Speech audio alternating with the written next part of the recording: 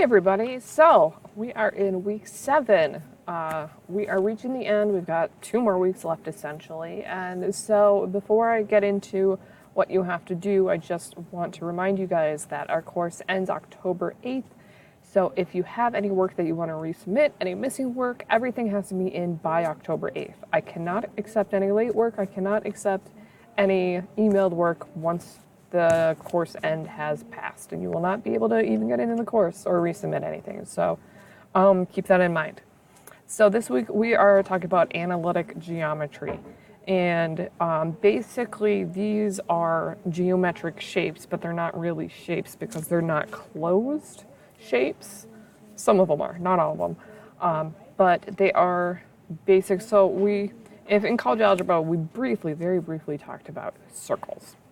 So analytic geometry is kind of expanding on that idea.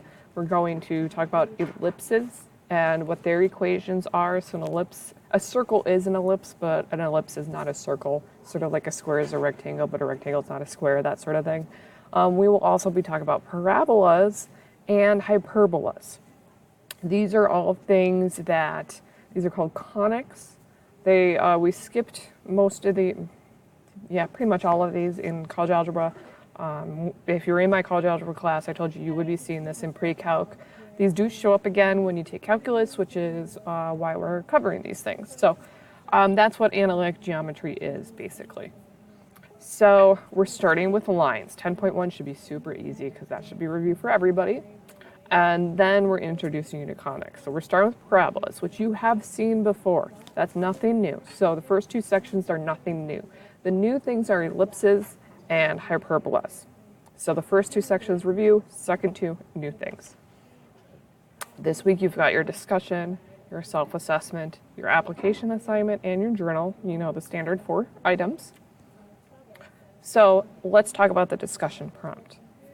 Research one of the conic curves. Now, because this is research, and I said this in my last week's introduction, I'm going to repeat it. You need to have this in your own words. You are not copying and pasting from the internet. That is not research. That is, it's research, but it's not what you're not demonstrating your understanding. I cannot evaluate what you learned if you are not telling me in your words.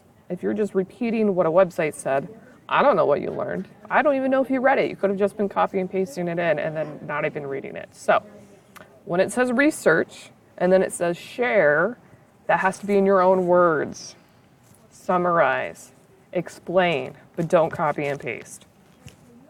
So you're going to pick one, the parabola, the ellipse, or the hyperbola. We're going to talk about its history. Who came up with these names, discovered it, when were they first used, that sort of stuff, maybe even the history of the name, whatever. And applications. How are these useful in life? Where do these pop up? You should cite at least 2 reputable sources in your post. Reputable, so those, if you can, you can even try EBSCOhost to get some articles or something like that. So I'm going to be looking for that you're talking about the history, you have an application, a minimum of 2 references, no plagiarism or direct quotes, needs to be in your own words. So I'm going to be looking for all those things. Those are very important when you're doing research. Okay, so assignments. Your week 7 assignment, 5 problems once again. Make sure you're showing all of your work, you're explaining your steps, you're answering the problems in words. I do recommend drawing pictures. That should help you out a lot this week to help you figure out these problems. Your reflection journal. This has to be about your problem solving. I've seen a lot of people that keep reflecting on things that are not the assignment. That is not what this is. Your reflection journal is your problem-solving process for the assignment. So that's what you need to write about. Make sure you're using the prompts given to you. And lastly, the self-assessment. So this week you have 12 questions. Once again, 4 attempts, highest score saved. Oh, that should say week 7 material. I forgot to update the slide. Week 7 changed everything else from week 6 to week 7 except for that. So if you have questions, feel free to email me. or give me a call. I will be doing a live session on ellipses, and probably I might add one on hyperbolas, because there is one problem in particular that's a little difficult on the assignment. There is an example in the textbook, but it's not really clear. So if I don't do a video on it, I will do the example in the textbook, but explain it in a way that makes much more sense. So you'll get one or the other depending on how much time I have available. So if you have any questions, let me know. Remember, we've got 2 weeks left, so if you have anything missing, now's the time to make sure you get that in before it's too late.